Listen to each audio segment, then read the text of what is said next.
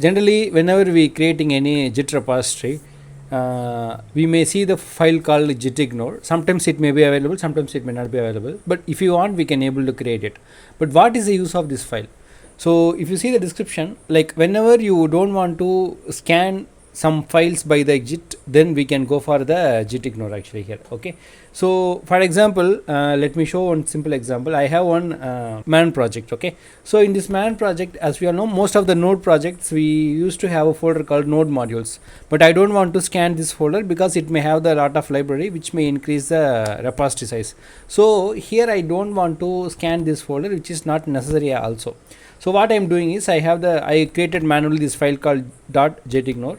So in this folder I manually added the folder name called node modules.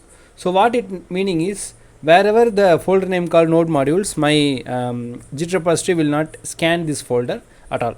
So whenever I am just adding or anything into this folder, this will not be pushed to any repository, or this will not be scanned by my git repository also. Okay, so this is the reason we can use this gitignore. For example, you are having some username and password in the property file which you don't want to push to the any git repository, because it is like very sensitive data, right?